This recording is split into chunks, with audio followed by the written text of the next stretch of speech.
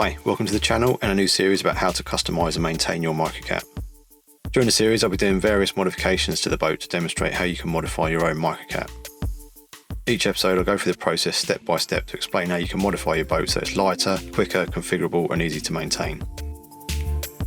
Here's a quick rundown of what I'll be up to before I show you the boat I'll be working on. Obviously, as they're sealed, I'll be opening the boat up, running through the method I used to get into mine, stripping it down, everything I've got rid of and what I'll be keeping to do the mods, upgrading to 2.4 GHz radio gear, running through the gear I'll be replacing the old analog gear with and why I use that, upgrading the hopper mechanism, getting rid of the flexnile wire that opens the hoppers and replacing it with a servo mechanism instead, rewiring the boat so it can run on more lighter, more powerful lithium batteries, upgrading the LED so that it can be dimmed remotely, getting rid of the power button so there's no external button, just a remote switch inside the boat that's operated by a key fob, upgrading the boat lid to enable easy access to the components inside along with keeping it water resistant, adding a camera and video transmitter setup and what you'll need to wire all that up, setting up a controller so that information can be sent from the boat which can be viewed on the bank, adding GPS so that you can do waypoint missions with the boat, autopilot and return to home, transmitting the GPS data from the boat to an iPhone or iPad or Android device, slightly more advanced LED setup where you can change the colour of the LEDs remotely, indicate certain functions on the boat and also animate them, which is all done via a microcontroller. Finally, I'll do a video to answer any questions, comments or ideas for upgrades that are raised during the series. Obviously you don't need to do everything on that list. I'll be running through the less advanced upgrades first, like changing the radio gear, LED upgrades and rewiring the boat, and then I'll move on to more advanced upgrades as the series progresses. After the lid's upgraded, you'll be able to access the components inside the boat and you can just upgrade the boat with more advanced setup as and when you feel like you'd like to do the mods. So here's the boat I'll be working on. This is an Angling Technics Microcat Mark 1 that I bought off a mate for £225. There are a couple of issues with it that I'll come to in a minute, but as I'll be modifying the boat I'll be fixing those issues along the way for the channel. The boat has had a couple of modifications done to it already. There's a retrofitted sonar on the boat that I'll be keeping, and it's also had the self-priming modification done, so I'll show you how that's done if you've not seen how that's done before. The boat's just been sitting in my mate's loft gathering dust, so it's in pretty good condition as it is. It also came with this deeper bracket on the back, but I won't be keeping that. Here's a retrofitted sonar that was added to the boat. I will be keeping that as they're a handy option to have. The receiver looks pretty decent too. There's a few scuffs on the hull underneath, but the boat's second hand, so it's expected really. Here's the actual sonar that is actually fitted to the boat, if anyone wants to know what version it is. I do have a similar tossed-on TF500 sonar fitted to another boat I've built which looks identical to this one, apart from this being black and white. It came with the Angling Technics boat bag which I'll be keeping to transport the boat around. Is the old 47 MHz transmitter, charger and 3 batteries that I'll be selling. It came with a solar panel, Angling Technics battery meter and 3 sets of batteries that I'll be selling. So the issues the boat has are that only one hopper opens. These sound like a pretty common fault with these Angling Technics boats as they all use flexnile wire to open the hoppers. I'll show you what happens when the wire goes when I open the boat up. And the LEDs on the port side were a lot dimmer than they should have been. Not sure why these were like this, but I'll be doing an upgrade on these anyway, so no issues really. So let's get upgrading. I started by taking the Realtree Camo off the boat. It's highly unlikely that you'll need to do this, but if you did want to remove the Angling Technics stickers off your boat, it will be a similar process. I started off by just peeling the wrap off, which left a whole load of glue behind all over the boat.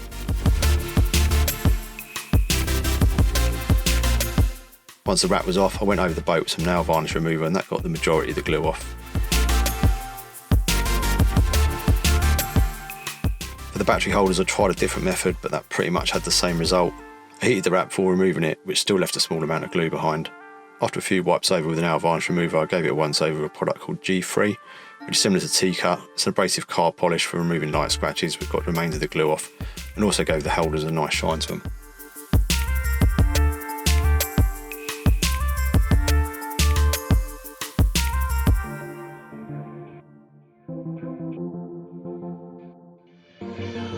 Removing the sealant wasn't too bad.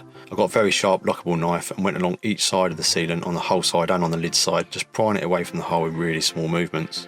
Once the sealant had been pried away from the sides, I just ran the knife edge along until you hit the bottom of the sealant where it meets the hull. I found cutting the sealant away from the hull and then running a squirt of WD-40 along it helped the knife run smoothly along the edges and definitely helped release the sealant from the hull. Here I'm just demonstrating how running the knife along using small prime movements and then running a squirt of WD-40 along the cut enables the knife to run smoothly to release the sealant.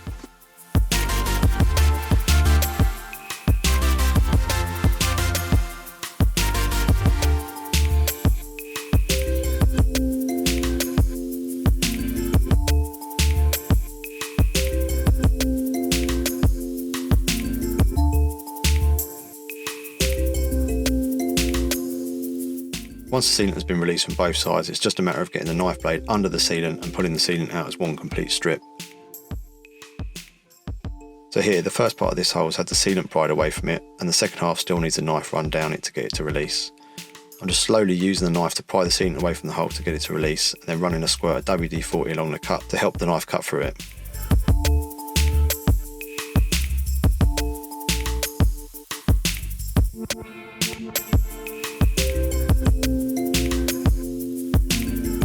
Then, picking up the sealant I'd already removed from the stern of the boat, I continued to pull it upwards, working along the hull all the way to the bow.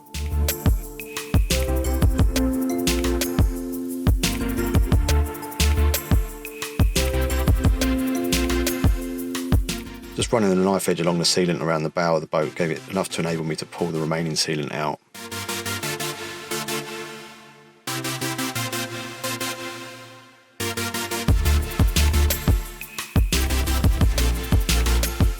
Now it's just a matter of unscrewing the two screws that hold the handle on.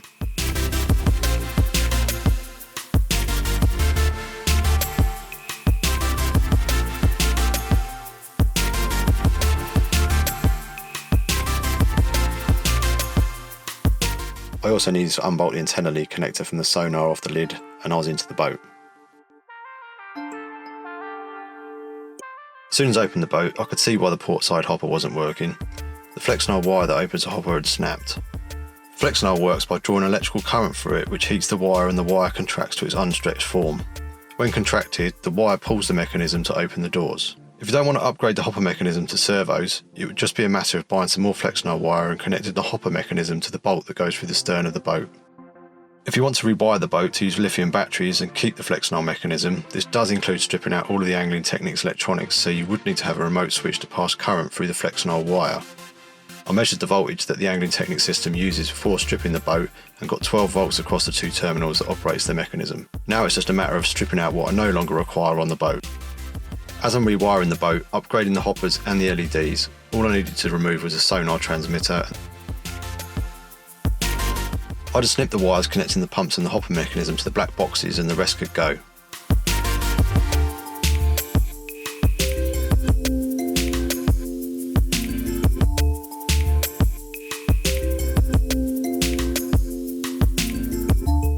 Also in this shot, you can see the self-priming mod that has been done to the boat. This requires a bleed nipple to be tapped and sealed to the stern pumps just below where the red plastic meets the white plastic on the pumps. Silicone tubing is then attached to the bleed nipple, which is fed to the stern of the boat, allowing the air to escape the lock.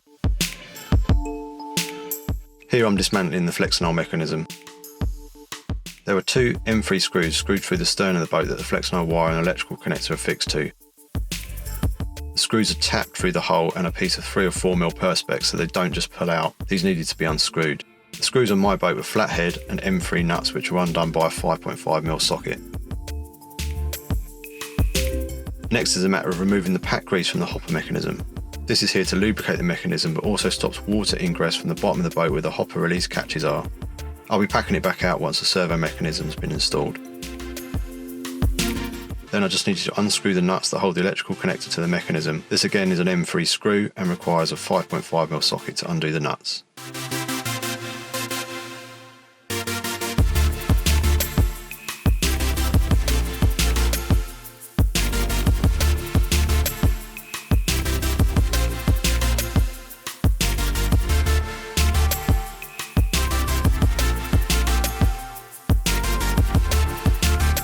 Once the electrical connector had been removed, I just put it all back together again so it's ready for the servos to be installed.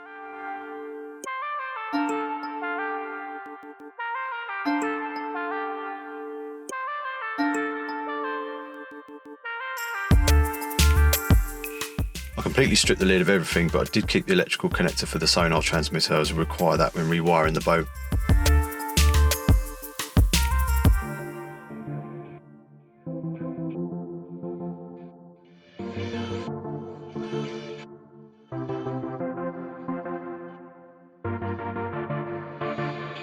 I won't be needing the switch, the antenna connector or the boat output power socket, as they won't be required for the modifications I'm doing.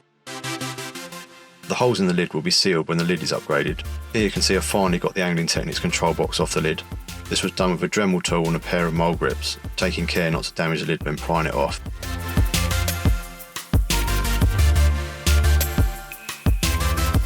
Finally, I just went over the lid with some sticky stuff remover that you can buy from eBay or Amazon. This was great at getting the remainder of the glue off and for removing any cable tidy connectors that were stuck to the inside of the lid.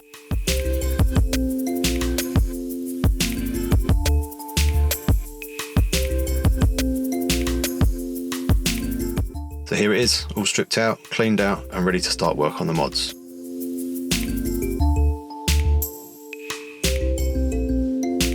Next episode I'll be running through the 2.4 GHz radio gear I'll be replacing the angling Technics gear with, and also installing the servos to finish the hopper mechanism. So thanks for watching. Please like, share, subscribe to the channel if you like content like this. I'm planning on doing more series like this in the future with different boats, so if you have a boat that you'd like to see upgraded, drop a comment down below. Also check out my other videos on the channel, these will give you an idea of what you can expect in the coming episodes. Until next time, keep modding.